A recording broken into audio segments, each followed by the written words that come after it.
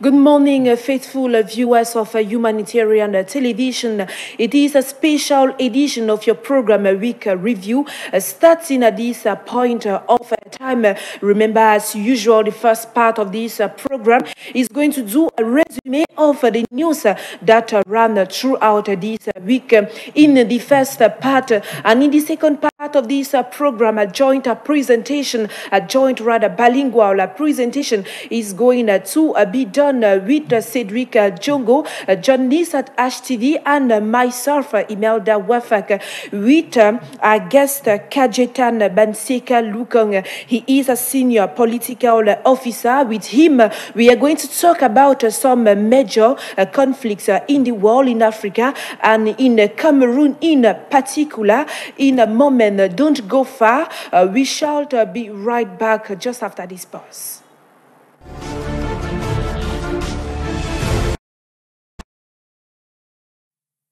We open this special edition of your program, a week review in politics. The first ordinary session of the National Assembly has opened this Tuesday, 10th of March, in Yaoundé, as the newly elected parliamentarians begin their mandate. However, the National Assembly opened without some other parliamentarians from the northwest and southwest regions were a rerun after elections. Cameroon cancelled elections in some constituencies.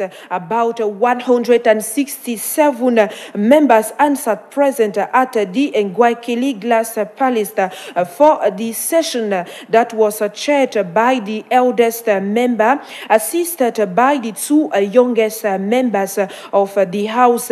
In the lone speech at the inaugural sitting of the statutory ordinary session of the 10th of March of the 10th legislative period of the National Assembly of Cameroon, the eldest member congratulated the MPs for their elections. The eldest member called on them to be patriotic in shaping the life of the nation. Moreover, priority will be on the socio-economic development, peace, unity of the nation's consolidation of decentralization and social cohesion.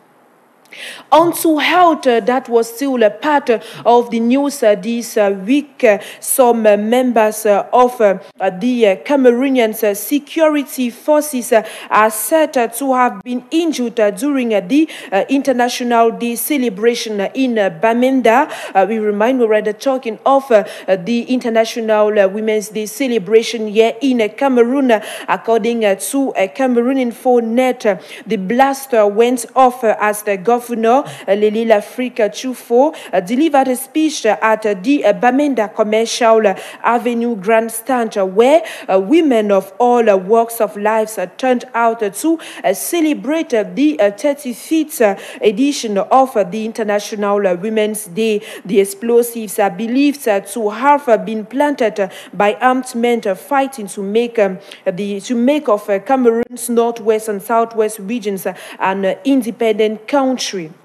Now we move on to health. As I announced before, the United States of America has announced a 70 million franc CFA support to the government of Cameroon to help fight the coronavirus outbreak. The U.S. Embassy said recently in a statement on Tuesday it had donated the financial in addition to ongoing technical support to address the coronavirus outbreak in the country. The statement added that the U.S. Center for Disease Control and Prevention is present in Cameroon and coordinating with the Ministry of Public Health to help the country respond to the coronavirus outbreak and prevent further spread of infection. During an audience with the head of state, Paul Biya, at the Unity Palace, the U.S. Ambassador Peter Balonen reiterated his country's commitment to help fight the virus, as well as support Cameroon's health security team.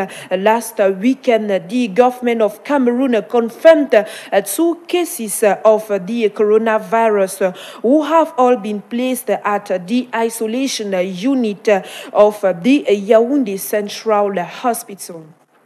We still talk about health in this special edition. UK medical researchers have confirmed that the so-called London patient who suffered from the H-causing virus has been free of infection for over 2 years now. For the second time in history, a patient suffering from HIV has been cured of this infection. Doctors confirmed this Tuesday. In a study published in a medical journal, The Lancet HIV, medical researchers from the University of Cambridge said no trace of the virus had been found in the patient nearly 2.5 years after he underwent stem cell transplantation treatment. At the same time, the researchers cautioned that the findings did not represent a generalized cure for HIV, which causes nearly 1 million deaths per day. They also noted that the stem cell treatment had been administered to address a separate illness. Right now, we are going to move on to education. 2 students have been dismissed from the National School of Administration and Magistracy for poor academic performance, according to a note signed by the director of the school enrolled. According to the director of the school, Konyoji Beten, one of these students enrolled a cycled A under general administration. The Peace and Unity batch has been dismissed for insufficient result after scoring 9.17 on 20 for the past 2 academic years. The student Boacham Junior staff enrolled in Cycle B under customs of the same batch was dismissed for the same reasons after scoring 5.03 on 20 during the past 2 academic years.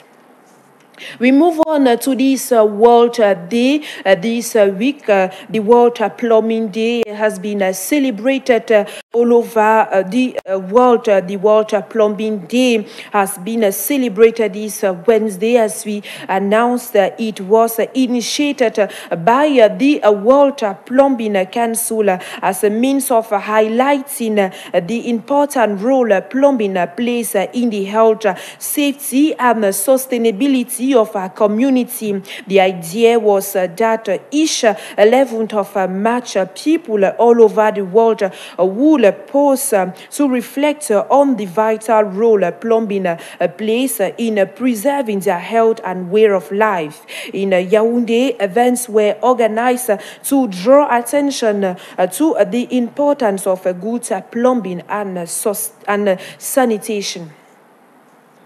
On to this sad note that occurred this Sunday, the president of the Cameroon Democratic Union, abbreviated CDU, Adamou Damjoya, has been laid to rest in his native land in Bamoun. He died on Friday, March 6, 2020, after suffering from a prolonged illness. His party members have announced his funeral will take place on March 12 at the Jimokopom Cultural Ceremonial Ground in Jinka. He was Minister of National Education from 1977 to 1980 and the President of the Cameroon Democratic Union, founded in 1991. He had just been replaced as mayor of Fumban by his wife Patricia Damjoya, a position he held since 1996. From 1997 to 2007, he was a deputy in the National Assembly. He unsuccessfully ran a presidential candidate in the years 1992, 2004, 2011, and 2018 elections. May his soul rest in peace. We are going to have this transition, and we shall be back with sports.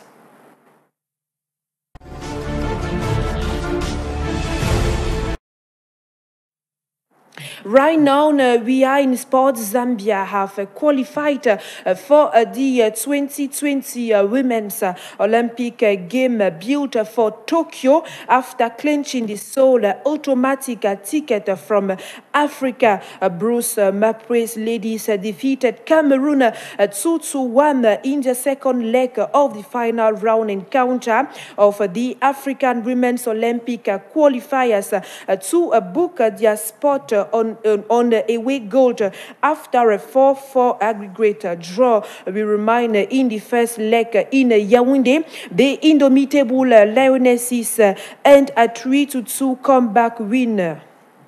We remain in sport still talk about this very important note. The Confederation of the African Football, CAF, will send a medical committee delegation to Cameroon this weekend following detection of 2 coronavirus cases in the country. CAF said in a statement on Thursday that the committee will visit Cameroon from March 14 to 15 to assess preventing measures put in place by the local organizing committee. However, CAF insists the 2020 CHAN will hold in Cameroon despite the situation, given that no African country has been declared as a high-risk zone. That was that for the first part of our program. We've just done a recap of the news that ran throughout this week. Right now, after this transition, we shall be moving on to the second part of this program, which is entitled The Guest.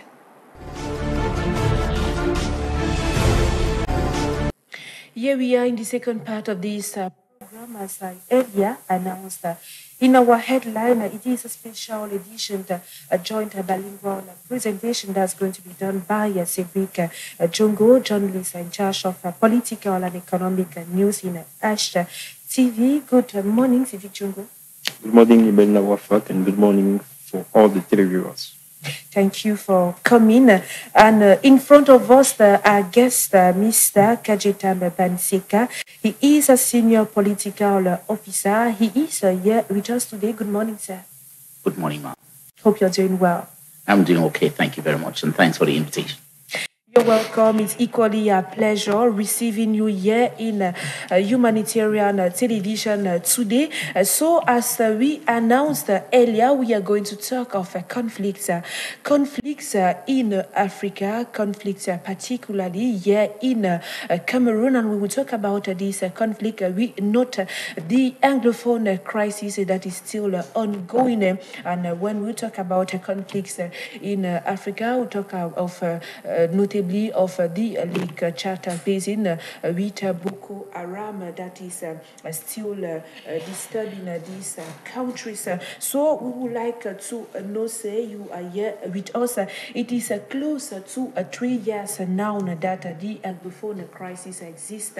If we do a flashback on history, can we attribute some of the things that were done back then to be at the origin, to be at the cost of this Anglophone problem? Yes, thank you again once more for inviting me and for the time you are taking to ask these very crucial questions that have to do with a lot with the politics and the security of our country and the region in Western Central Africa. Yes, of course, the Anglophone crisis we are experiencing in Cameroon is something that has been discussed widely. Yes. I'm sure there are a lot of people who have come to your platform here and they've talked a lot about it. And a lot of people have given the historical background, of course, yes, to this conflict. This, I'm sure your telespectators and your viewers are already very schooled in these things because a lot of intellectuals, historians have come and talked about it. But of course, it is always a good opportunity to discuss it, especially because I'm coming from the context of somebody who works in conflicts and who does this as a daily job and who looks at these things from a slightly different manner from the way intellectuals and politicians. That's one of the reasons why we thought wise inviting you here today. Right, thank you very much. Yes, I think this conflict has had antecedents. This is a conflict that departing from the time of unification, the reunification of Cameroon, it has been lingering around. And it's a conflict that was purely foreseeable. It was foreseeable. All the indicators, or what we call the indicators, were already there that there was going to be this conflict. Now, it was just a question of time before this was going to escalate, except the appropriate measures were taken and put in place to make sure that it does not happen. All the early warning, what we normally refer to in conflict resolution, SACOs, as early warning signs, they were already there. And it was only for the authorities of this country and the people concerned to recognize those early warning signs and to try to work on them. And we talk about these early warning signs. Can you outline some of these signs? The early warning signs of this conflict, of course, is, I mean, the immediate causes. And there are root causes of this conflict, which are linked to nostalgia for what these people call, I mean, their educational system, their legal system, and so on and so forth. The people in the Anglophone regions were very proudly possessive of these systems, and they did not want these systems to be assimilated into the French system or changed. All right, they considered that they were better off, well off, practicing the legal system, the English legal system, what they call the common law, and also the Anglo-Saxon system of education. But in the course of time, they have seen these two systems being assimilated, being changed, and being overly influenced by the Francophone system, which of course they were protesting against. So that's what I would call some of the nostalgic causes, but also the immediate causes of the conflict. That resistance towards that change is what also brought about this frustration. Apart from these immediate causes, are there other causes that we can attribute to this crisis? Yes.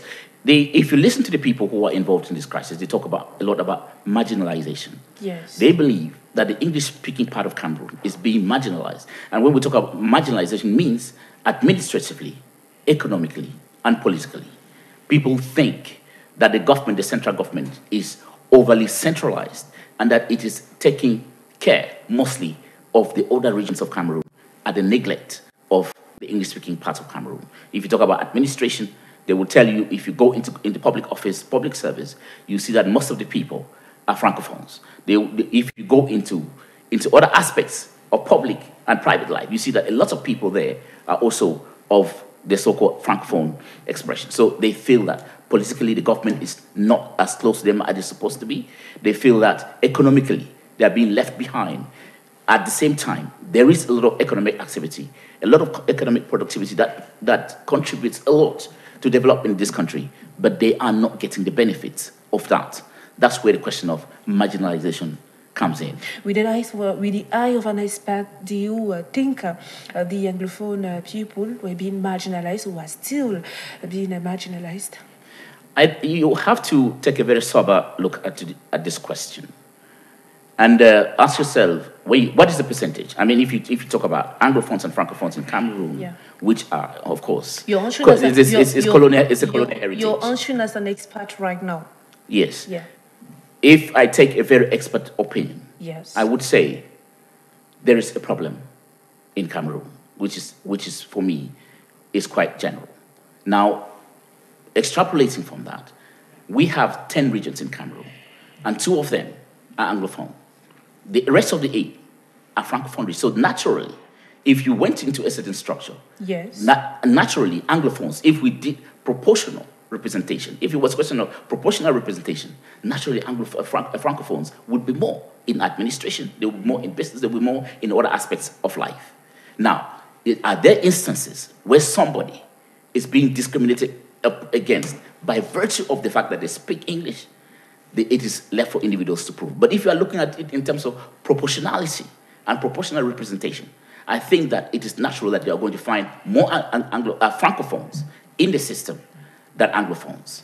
Now, there have been instances in this country where, beginning from the first government, where they tried to put in place proportional representation to say, in the public service, for example, if we are recruiting administrators, this is the percentage that goes to this region, this is the percentage that goes to that region.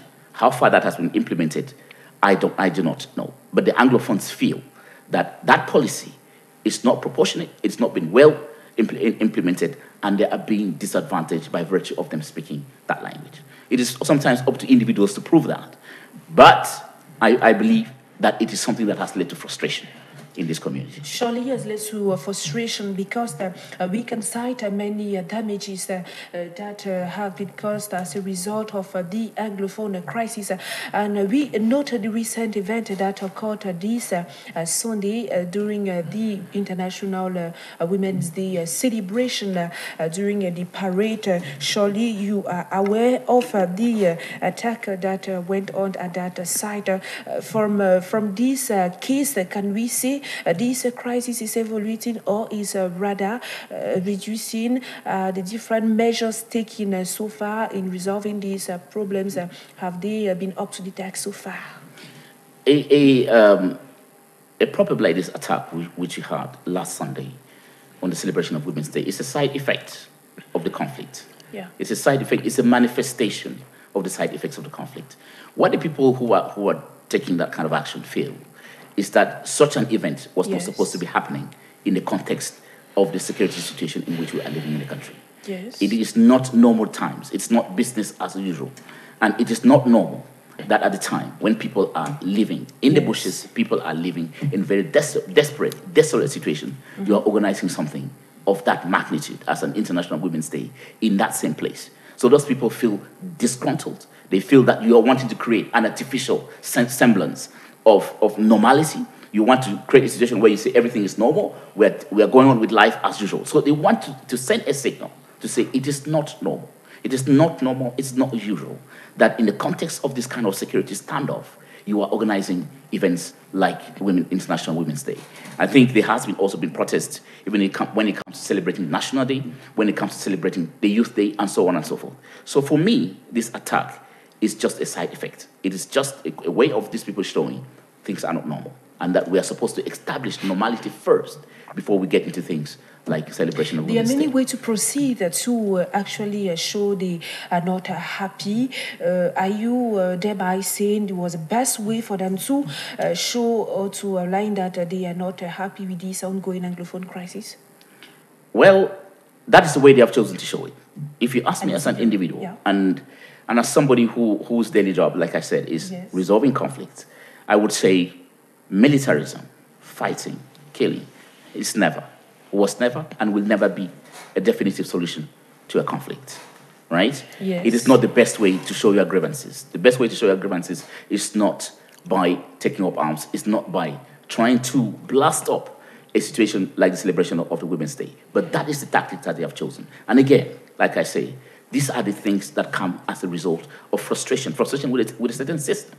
Because in wartime, people don't think normally, like you and me. You and me are sitting here in a studio, we can think in a sober manner. I have my time to analyze the situation and to think about it. But the people who are involved, if you have ever met people who are belligerent, fighters, the way they think is not the way you and me we think. And they choose their own way, their own mechanism, what they think is best for them. And for them, it's what you call in French, le bon guerre. And for our televiewers who are just joining us at this point of a time, we are talking about conflicts in Africa, conflicts in Cameroon, and we talk about Cameroon. We talk mostly of the Anglophone crisis that has been disturbing our country for close to 3 years now. We'd like to know regarding the different measures taken by the government of Cameroon in solving this problem. When I talk about these measures, I talk of the Grand National Dialogue that was organized, and I talk about other things done by the government to help sort out this problem. Do you think these measures taken by the government are sufficient enough? Well, if the Grand National Dialogue was organized in the context of wanting to solve the Anglophone crisis. I think that was not the right, that's not the most appropriate means to use. I mean, you organize a national dialogue in peacetime, in a situation where you want to bring together the opinion holders of the country, whether they are members of parliament, whether they are mayors, whether they are members of the civil society, whether they are religious leaders. You want to bring them together from the whole national territory to sit and chat about the way forward regarding some particular issues in the country. But when it comes now to an armed conflict, if it's about the conflict in the Northwest and the Southwest, it's an armed conflict. We're not talking about peacetime and Pacific situations where you can organize a national dialogue of this nature. So I think what should have been done, if you want to ask me specifically about what should have been done in the context of the Anglophone crisis, I think the government should have taken other measures. And the measure to take is something that we can discuss subsequently, what the government is supposed to do in the context of trying to resolve this conflict. What the government is supposed to do? Right now, we talk about one of the questions that equally made us to gather here today is to talk of the solutions because we have been talking of the Anglophone crisis over and over. What can be done? How can the government help to sort out this problem? And that is what we would like to discuss the most with you today as an expert, as a senior political officer, equally as the special representative of the UN. I work in that office, but I'm not the special representative. You're not the special myself. Representative yourself. Mm-hmm. Yes, we'd like to know what are some of the solutions that can help us to get out of this crisis. Definitely, we've talked, again, like we said in the beginning, you have invited a lot of people here on your platform, and I see in other platforms in this country, and they have talked extensively about this, what this crisis is and the solutions that can be brought, which is it's good enough. Yes. Now, the only thing which I can bring together on this one is to bring my experience to bear. Yes. What we have been doing to try to solve other problems. Now, in the specific case of Cameroon, I think the only thing that is lacking, the only thing that is absent at this particular moment is the question of political will. Yes. What I would call in French, la volonté politique. Now, what does that mean? It means that the primary source of a solution to this problem lies with the government of Cameroon. The government has the means, it has the propensity, it has the ability, and if it has the will, the government can resolve this problem, can solve this problem. Political will means, in the context of a crisis, what happened in the beginning? And that's why I was saying in the beginning, for us in the conflict resolution field, in the mediation field, we think that this country, this conflict in Cameroon is what we call a senseless conflict. It's a useless, it's a senseless conflict. It was not supposed to happen in the first place. Because if you look at the immediate causes, the fact that people were demonstrating for a change in the way the government was proceeding vis-a-vis the English law and the educational system, it was a problem that could have been resolved from the very beginning if the government has had the will to do so. So political will means the government comes out and recognizes, yes, these people have a legitimate problem. It is something that is serious, and we recognize that. And this is what we're going to do to solve this problem. You come out with a roadmap. Even if that roadmap is going to take you 10 years, but you show publicly that you have the will to solve that problem. By locking up the people who come to discuss, by arresting people and putting them in prison, is definitely never a solution to the problem. If they had shown the will to say, we are going to solve that problem, how long it takes is not the issue. But the will to say, we have listened to you, we have understood what you're saying, we are going to solve the problem. Because, like in the conflict resolution, we have something we call a theory. We call frustration, anger, and aggression theory. Now, what happened with the teachers and the lawyers is the first step of what we call frustration. Those kinds of steps that the government took, by refusing to talk to them, by refusing to negotiate with them, and refusing to listen to them, causes anger. Causes frustrations, sorry. It causes frustrations on those people. How can I come as a citizen of the country to pose my problem to a government, and the government refuses to listen to a problem which I consider really legitimate? It leads to frustrations. Now, the fact that those people were even arrested, and beyond that, other people who were not even present at the consortium were also arrested, leads to anger. Mm-hmm. And eventually, once people become angry, this anger might lead to aggression. Yeah. And that happens even in our families. If you frustrate your children, if you frustrate your husband or your wife, these people are going to become angry. And you can see children who actually become aggressive. Not because they are by nature aggressive, but because of certain frustrations that come as a way of the way their parents have treated them or the people in their environment has treated them. So if there was not that frustration, anger, and aggression theory happening in Cameroon, we would not have been here where we are today. Because the things that the people were asking for were very simple, legitimate issues that the government could have handled quietly, and it would never have led to the situation we are having now. Thanks for this possible solution. Right now, to continue this interview, you will do that with Cedric Djongo in the French language. Before you come back to me, Cedric Djongo, you have the floor. Merci Imelda Wafak, Monsieur Bamseka, bonjour et merci Bonjour. de répondre à nos questions. J'ai lu un article de vous qui date de 2006 et depuis 2006, j'ai eu à constater que vous avez effectivement fait le constat de ce qu'il y avait, de ce qu'il existait, un ensemble de frustrations, un ensemble de griefs politiques, sociaux, économiques et même culturels exprimés par la minorité anglophone au Cameroun.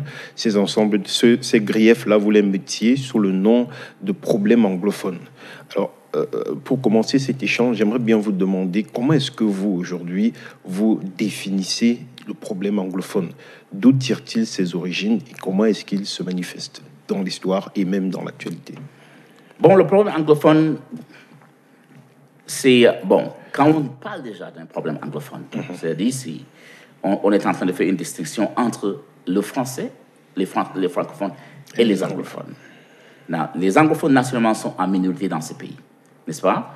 Et le problème anglophone, les causes immédiates, ce que je dirais, les causes immédiates de ce conflit sont liées à une certaine frustration, n'est-ce pas? Et comme je dirais, j'ai dit tantôt, plutôt en anglais, les anglophones se sentent marginalisés. Ils se sentent marginalisés, ils sentent que, ils se disent que le gouvernement n'est pas proche. La marginalisation, ça veut dire quoi? Le gouvernement n'est pas proche de nous. Nous ne se sentons pas c'est-à-dire être au centre de la planification du gouvernement.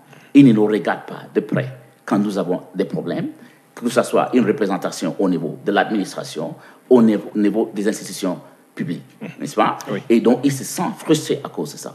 Et voilà, et parce qu'ils sont en minorité, n'est-ce pas? Ils sont traités comme en minorité, même dans l'échange avec des personnes sur la route. Vous avez toujours entendu de ces questions d'anglophones. Quand on t'appelle ici, par exemple, à Yaoundé, un anglophone, ça renvoie à quelque chose. Et c'est normalement pas quelque chose de très positif, selon ceux qui sont concernés, n'est-ce pas? Moi, je n'ai pas de problème si quelqu'un dit que je suis anglophone. Parce que anglophone, pour moi, ça veut dire quoi? Ça veut dire que c'est quelqu'un qui parle la langue anglaise. Oui. Ce n'est pas ma langue maternelle. Je parle aussi la langue française, même si j'ai un petit accent en français, mais je parle la langue, je peux m'exprimer en français. Donc, je suis par conséquent aussi un francophone. C'est une langue que je parle, n'est-ce pas? Et je ne devais pas être discriminé dans un pays où je vis, où il y avait déjà une culture, déjà une certaine existence avant l'arrivée de ces deux langues, n'est-ce pas? Cette discrimination ne devait pas être là. Mais c'est aussi une question de perception, n'est-ce pas? Il y a les gens qui marchent et qui se disent que je suis discriminé ou bien je serai discriminé parce que je suis un anglophone. Ils entrent dans un bureau où ils parlent en anglais et personne ne répond ou personne ne veut répondre. Ils se sentent marginalisés et blessés, n'est-ce pas? Ils ne trouvent pas dans cette structure une personne qui peut répondre à ces questions en anglais, qui peut traiter son cas en anglais. Ils se sentent marginalisés, ils se sentent frustrés par cela, n'est-ce pas? Mais les causes historiques, ça c'est maintenant au niveau de vivre ensemble, n'est-ce pas? Mais les causes historiques sont connues. C'est depuis la réunification de ces pays.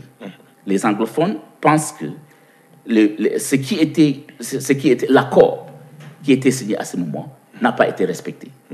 On ne devait pas avoir une assimilation du système anglais qu'ils ont dans les régions dans le système francophone, n'est-ce pas?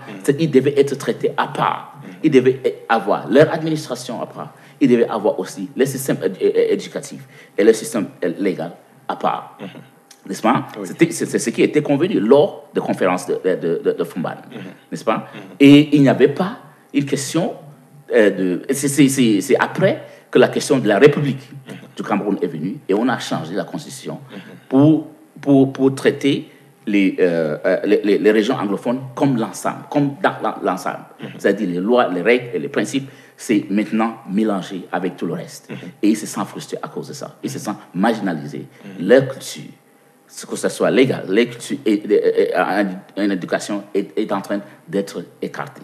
Et puisqu'ils sont fiers de ça, ils sont nostalgiques de ça, ils se sentent marginalisés à cause de ça. La manifestation de ces frustrations est partie, a commencé en 2016 avec ce qui est aujourd'hui appelé comme étant la crise anglophone qui sévit encore aujourd'hui dans les deux parties du nord-ouest et du sud-ouest Cameroun. Ce qu'il faut quand même dire, c'est que lorsque les problèmes qui étaient au départ posés par les mouvements corporatistes. Je parle des avocats, je parle des enseignants. Lorsque ces problèmes-là ont été posés sur la table, ils ont été réprimés de manière très violente.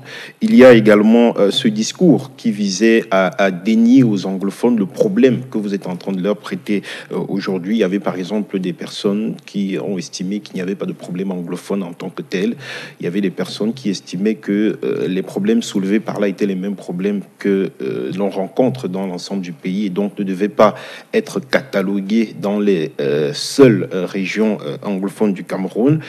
Il y a également ceux qui ont balayé en touche la question de la représentativité en disant que les anglophones sont représentés dans les hautes sphères de l'État, notamment au Premier ministère, dans plusieurs ministères aussi, à la présidence de la République. Il se trouve plusieurs hauts responsables de l'État originaires des régions du Nord-Ouest et du Sud-Ouest. Comment est-ce que vous appréciez la compréhension qui a été faite par le gouvernement de ces frustrations posées par les anglophones? Est-ce que ce n'est pas un peu cette attitude qui a permis à ce que la crise puisse s'envenimer et nous conduise dans la situation où on se trouve actuellement aujourd'hui? Oui. Donc, je dirais... Donc, comme vous le savez, donc, il y a eu, j'ai parlé de frustrations, n'est-ce pas? Des frustrations liées à plusieurs choses. Maintenant, il s'agit de la manière dont cette frustration est gérée. Oui. N'est-ce pas? Je peux avoir une frustration, ça peut ne pas. Vous pouvez considérer ça comme pas justifiable que j'ai cette frustration. Mais il faut regarder le fond. D'où est-ce que c'est la vie? N'est-ce pas? Il ne faut pas seulement balayer ça, parce que ce que je pense, le gouvernement, avec les justificatifs, ce que vous venez de dire, le gouvernement a cru qu'il pouvait balayer cette situation, ne pas écouter le fond du problème. Qu'est-ce qu'ils sont en train d'exprimer? Qu'est-ce qu'ils veulent? Oui, étant donné ce que nous avons fait, il vient encore avec des revendications. Il faut écouter ces revendications, n'est-ce pas? Et il faut essayer maintenant d'expliquer, avec les faits réels, ce que vous avez fait, ce que vous n'avez pas fait, ou bien ce que vous avez l'intention de faire, pour quand même résoudre les problèmes qu'ils ont. Il faut les prêter cette oreille, n'est-ce pas? Et dans un temps pacifique, pour donner des explications. Voilà ce qui s'est passé. Voilà ce que nous avons l'intention de faire pour changer la situation, n'est-ce pas? Si on prend certaines mesures, des mesures qui sont plus, qui vont dans la direction de la belligérance, ça ne va pas aider le problème, n'est-ce pas? Donc, selon moi, oui, le gouvernement, effectivement, il y a plusieurs anglophones dans le système, dans l'administration au Cameroun, aussi dans le business. Et il y a les anglophones qui jouent un rôle capital, même dans la société civile. Il y en a. Et comme j'avais dit au début, c'est une question de proportionnalité, si je peux dire ça. N'est-ce pas? Il y a des gens qui ne comprennent pas. C'est-à-dire qu'ils ne voient pas les enjeux. Ils ne se posent pas certaines questions fondamentales. Pourquoi est-ce que, si j'entre au ministère de l'Éducation nationale, pourquoi, ou bien de l'enseignement supérieur, pourquoi est-ce que les anglophones sont en minorité? Ils sont en minorité parce que de la nature du pays, ils sont en minorité aussi. C'est-à-dire, on compte, ils sont 2 provinces, ou 2 régions, n'est-ce pas? Le reste, c'est 8 régions. Donc, si on devait aller sur la base de cette proportionnalité, il y a naturellement il y a plusieurs personnes des autres régions dans ces institutions. Mais est-ce que c'est une raison d'être frustré? N'est-ce pas? Ça dépend maintenant du traitement qu'on reçoit si tu entres dans ce bureau, et ça dépend maintenant de l'interprétation de chaque individu. Pourquoi est-ce que je me sens marginalisé en tant qu'anglophone? Est-ce que personnellement, si j'entre dans un bureau et je m'exprime et je parle en anglais, je me sens marginalisé? C'est une perception, c'est quelque chose que je pense ou je crois seulement, ou c'est un fait réel? Et selon certaines personnes, c'est réel, n'est-ce pas? À part les choses majeures, comme cette tentative de changer le système d'éducation et cette tentative de changer le système légal, il y a les manifestations au quotidien qui causent toutes ces frustrations dont nous avons parlé. Et face à la manifestation de ces frustrations, le gouvernement n'est pas resté imperméable. Il faut quand même dire que le chef de l'État a procédé, par exemple, à la création de la Commission nationale de promotion du bilinguisme et du multiculturalisme. Il y a eu plus récemment à Yaoundé les assises du grand dialogue national où le chef de l'État a appelé toutes les forces vives de la nation à se réunir au palais des congrès de Yaoundé pour discuter des problèmes camerounais, mais aussi particulièrement du problème dans le nord-ouest et le sud-ouest. Cela aboutit sur l'adoption par le Parlement d'une loi portant code général des collectivités territoriales décentralisées, loi qui consacre un statut spécial au nord-ouest et au sud-ouest, mais plusieurs mois, 4 mois après ce grand dialogue, l'on constate fort malheureusement que les conflits ne cessent, j'allais dire les crimes ne cessent de prévaloir dans ces deux régions du Cameroun, des crimes qui se déportent même déjà dans les régions limitrophes, les régions voisines. Est-ce aujourd'hui une preuve d'échec, je vais utiliser le terme, du grand dialogue national? Est-ce que le grand dialogue a été insuffisant pour apporter des solutions concrètes aux problèmes des populations du nord-ouest et du sud-ouest? Oui, je crois que le grand dialogue national, c'est une bonne chose, n'est-ce pas? Mais ce sont des choses qu'on fait dans un temps normal, dans une situation pacifique, n'est-ce pas? Où il n'y a pas la guerre armée, il n'y a pas un conflit armé. Dans le contexte d'un conflit armé, tu ne peux pas apporter un grand dialogue national. D'ailleurs, ce grand dialogue national ne parlait pas que de problèmes anglophones, n'est-ce pas? C'est national. Il s'agit de regarder en face tous les pays, toutes les régions du Cameroun et se poser la question, qu'est-ce qui ne va pas dans cette région? Est-ce qu'il y a les populations dans cette région qui revendiquent une certaine chose ou une autre, n'est-ce pas? Et d'essayer d'apporter des solutions à ces conflits. Donc, c'est comme ça. Par son nom, c'est national. Donc, les anglophones ou bien le peuple, la population du Nord-Ouest et du Sud-Ouest n'ont pas ce sentiment que ce dialogue national était destiné à résoudre le problème. Ça, c'est la première des choses. Deuxièmement, et je suis aussi, ce que vous avez dit au début, oui, je suis sûr que le gouvernement est en train de prendre certaines mesures. Je suis sûr que le gouvernement a créé certaines institutions uniquement pour résoudre ce problème. Mais dans quel contexte est-ce que ces institutions ou bien ces mesures ont été prises? C'est déjà dans le contexte d'une guerre. Il y a déjà une guerre. Et donc, les gens ne se concentrent plus sur la politique, sur la création des institutions, sur certaines choses. Ils se concentrent déjà sur la guerre qui est sur le terrain. Donc, quand il s'agit de la guerre armée, la solution ne peut pas venir à partir d'un grand dialogue national. Ça vient à partir de ce qu'on appelle normalement les négociations. N'est-ce pas? Et pendant les négociations, ce n'est pas le groupe qu'on a convenu qui peut résoudre ce genre de problème, n'est-ce pas?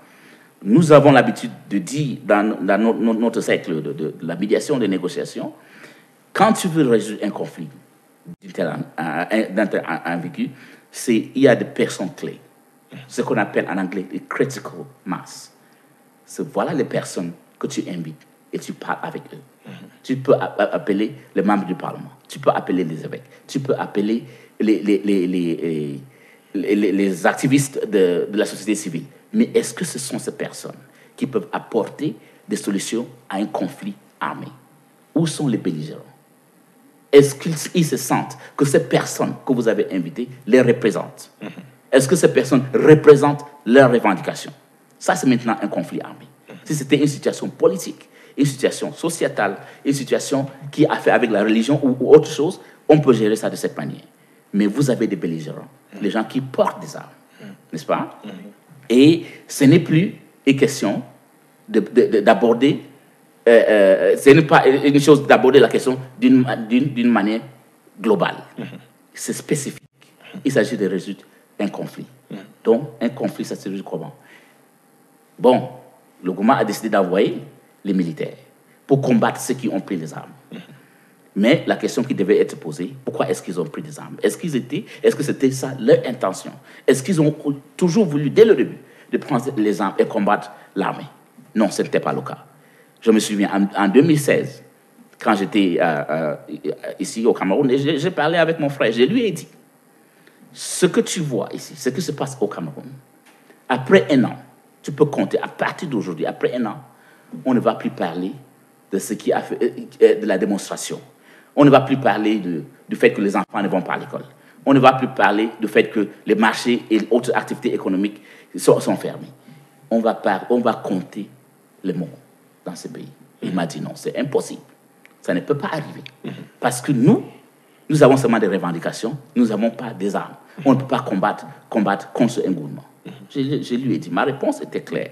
Je lui ai dit, mon frère, avoir des armes, c'est aussi simple qu'avoir du pain, acheter du pain. La seule différence entre le pain et les armes est que le pain, on vend en public, dans les boulangeries, ainsi de suite. Mais les armes sont disponibles pour ceux qui veulent les acheter, n'est-ce pas? On vend ça et c'est disponible partout. Et voilà la situation aujourd'hui. Je lui pose la même question un an après. Qu'est-ce que tu en penses de la situation actuelle? Il a refusé de répondre à cette question. Donc, vous voyez que ce n'était pas l'intention de ce gens de commencer la guerre ou bien d'entrer dans un conflit armé. Pour eux, c'était des revendications.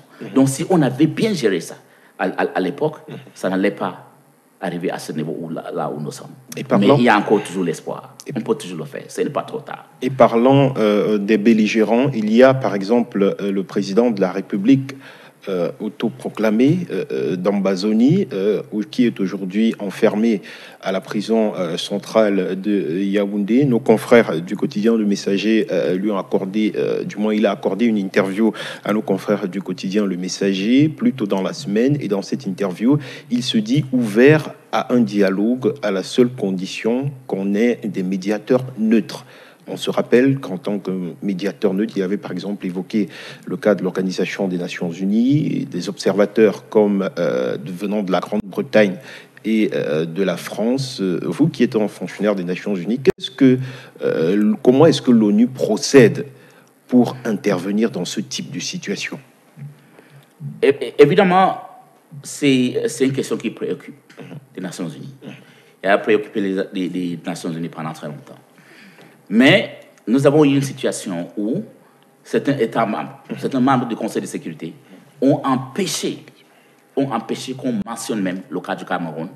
Le cas du Cameroun, à cause de raisons géostratégiques. Ils ont refusé qu'on mentionne même le cas du Cameroun dans l'agenda du Conseil de sécurité. N'est-ce pas? Mais donc, on a laissé certains pays, les individus comme Thibon Nagui, les Américains, pour essayer de trouver une solution, n'est-ce pas? Parce qu'au niveau... Ici, il s'agit d'une une décision collective de Nations Unies. Ça n'allait pas se passer.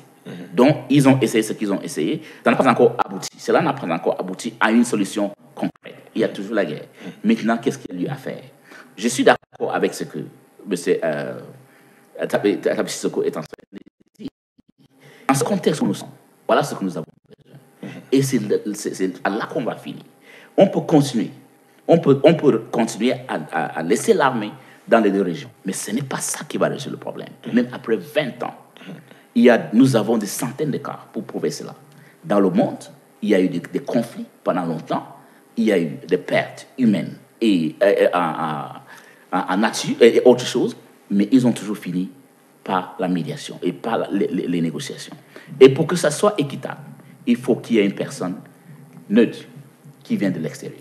Et les Nations Unies, l'Union africaine et autres organisations, ils ont la capacité d'intervenir dans ce sens et de dire au gouvernement, mais pour faire cela, il faut que le gouvernement de Cameroun soit aussi d'accord. Apparemment, je ne sais pas si si Tabessi Sekou, s'il représente l'opinion générale des anglophones, ou bien c'est lui le porte-parole, mais il y a des individus comme ça qui doivent être identifiés, à qui on doit parler, et qui doivent être aussi d'accord, ensemble avec le gouvernement, qui est la médiation. C'est comme ça que les Nations Unies procèdent. Et après ça, ils vont nommer une personne. Ils vont former une équipe, ils vont nommer une personne qui peut venir ici au Cameroun, intervenir dans le contexte, essayer de trouver une solution. Et cette personne va commencer d'abord par un concept. C'est quelque chose qu'on fait d'habitude aux Nations Unies. Ils vont écrire un concept sur pourquoi est-ce qu'on veut intervenir, comment est-ce qu'on veut intervenir, et qui sont les personnes cibles qui doivent venir sur la table. Et cela prend du temps. Cela prend du temps, ça prend beaucoup de temps pour arriver à ce niveau, pour identifier les personnes, ce que j'ai appelé avant des critical mass. C'est-à-dire que les personnes qui peuvent venir parler, prendre des décisions et qui peuvent arriver à un accord qu'on peut implémenter à la longue. Voilà ce que nous avons besoin pour le moment. Rester sur une situation, sur les positions vraiment carrées, les positions fixes, maintenir l'armée dans ces régions, ce n'est pas ça qui va résoudre le problème. Sauf si on choisit ce qu'on appelle, dans notre contexte aussi, l'option sri-lankaise. Vous connaissez Sri Lanka. Pendant longtemps, pendant des décennies, il y avait une guerre au Sri Lanka entre les Tamil Tigers et le gouvernement central. Pendant plusieurs décennies. Donc, et les Tamil Tigers étaient une force vraiment, c'était une grande force dans ce pays. Ils avaient des armes, ils avaient des moyens pour combattre. À un certain moment, le gouvernement a pris la décision. Maintenant, on va tuer tous les Tamil Tigers. Et c'est ce qu'ils ont fait. N'est-ce pas? C'est l'option qu'ils ont prise. Et c'est un cas d'étude pour nous dans notre milieu de résolution du conflit. Est-ce que c'est une option? Est-ce que c'est faisable?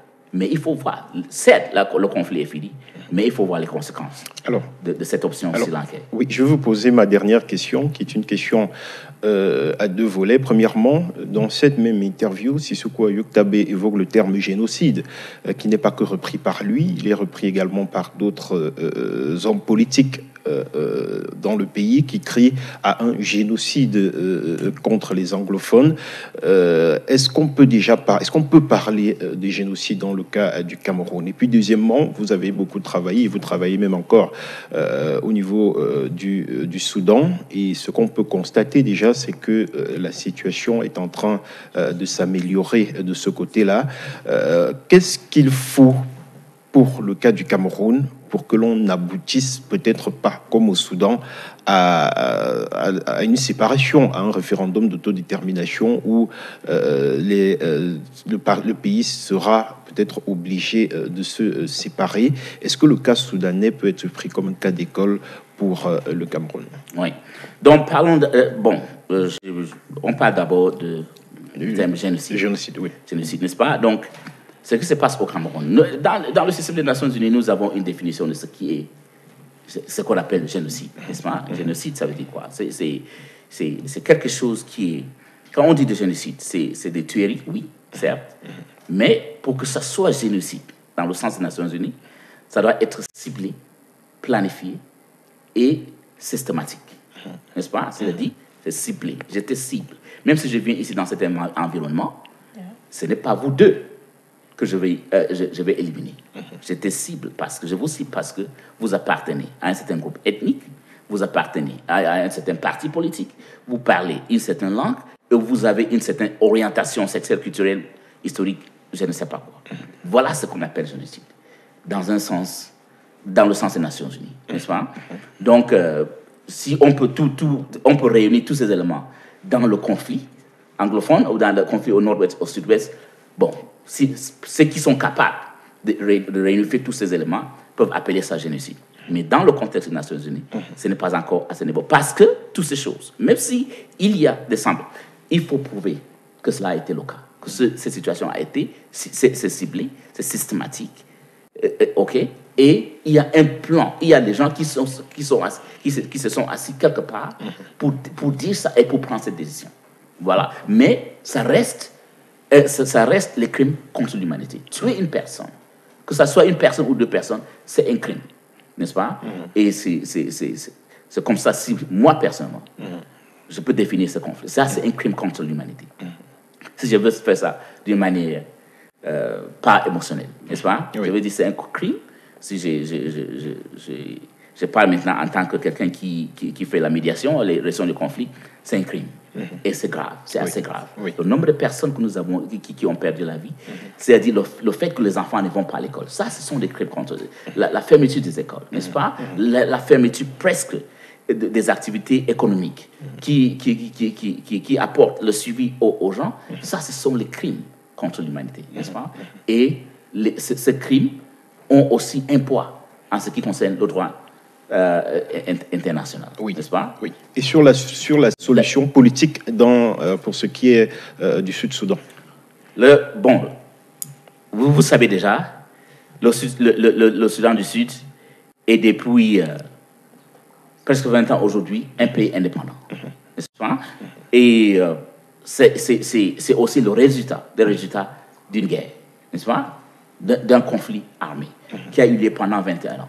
On a tué, beaucoup de nombreuses personnes ont perdu la vie, mais ils ont aussi, le conflit a été fini par des négociations et par la médiation, ce qu'on appelle les Naivasha Agreements, les Machakos, et ainsi de suite. Il y a eu plusieurs sessions de négociations, n'est-ce pas? Et la raison pour laquelle le Sud-Soudan est indépendant aujourd'hui, c'est parce que l'une des clauses dans ce qu'on appelle la cour finale était une question de référendum. Yes. On a donné un temps au gouvernement, c'est-à-dire au gouvernement soudanais, le pays entier, de ce qu'on appelle make unity attractive. Yeah. Make unity attractive. Vous devez œuvrer de cette manière que l'unité, que le pays reste uni, entier, et qu'il n'y aura pas des scissions, n'est-ce pas? Ils ont donné cette occasion au pays d'œuvrer dans cette unité. Mais selon les Sud-Soudanais, cela n'a pas été le cas. Donc, le moment du référendum venu, ils ont voté à plus de 90% pour l'indépendance. Et voilà pourquoi ils sont indépendants aujourd'hui. Mais l'indépendance n'a pas apporté la paix au Soudan du Sud qu'on attendait, n'est-ce pas? Je viens du Sud-Soudan aujourd'hui. Je suis venu du Sud-Soudan au Cameroun. Et ils ont encore des problèmes. Mais on est arrivé maintenant à résoudre le problème, à trouver une solution à ce problème. Et c'est aussi à travers ce que je disais avant, la volonté politique, n'est-ce pas? Parce que les partis ont finalement exprimé cette volonté politique et sont allés dans cette direction. Et du jour au lendemain, nous avons un nouveau gouvernement. Et ce qui a été impossible pendant très longtemps. Thank you very much, and I think we are going to have the opportunity to invite you again to talk more on these conflicts, and equally a way out with you in the studio. You are going to watch the chronicle that has been done by Vanessa Balugok on conflicts in Africa, particularly here in Cameroon. Let's have a view. Conflict or armed conflicts consists in the use of armed forces between two or more organized armed groups, governmental or non-governmental alike. Figures of these conflicts are increasing as the years pass by, both for military and for the civilians. In the world, the three major crises which have caused at least 10,000 direct violent deaths per year are the Afghanistan conflict, the Yemen crisis, and the Syrian civil war. Apart from these major recognized crises, the world has equally known the Mexican drug war, the Kurdish-Turkish conflict, the Somalian civil war, the Iraq conflict, and the Libyan crisis, which caused at least 1,000 deaths per year to these countries. Cameroon, which was a peaceful country, has for some years now known disturbances, mostly related to what is being called the Anglophone conflict. In the last 20 months, the conflict has led to close to 1,850 deaths and 530 internally displaced persons. Dialogue has been initiated, but no major advancement has really been recognized.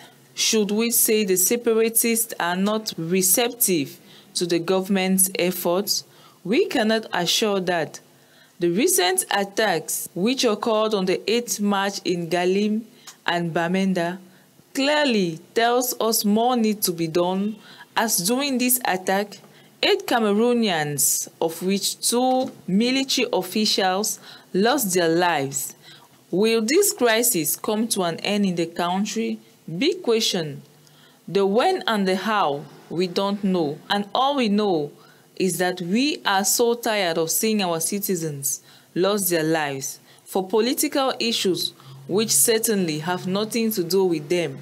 Just because of our greed, we sacrifice our citizens. This has to stop. The people are tired of.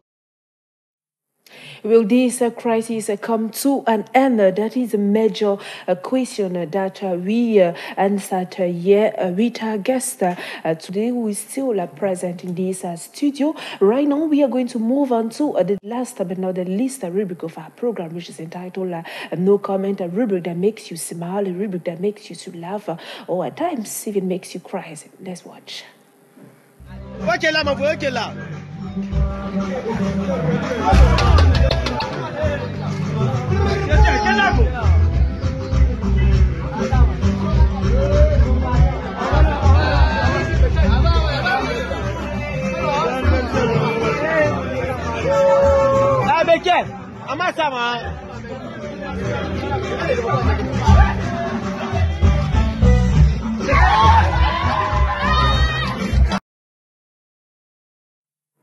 When we watch this video, we immediately think of the Shan that is very, very close. We have come to the end of this special edition that was focused on the Anglophone crisis. How can we solve this major crisis in Cameroon that has been disturbing the country for close to 3 years now? With us, Mr. Lukan was here to answer to that question. Thank you very much, sir, for coming.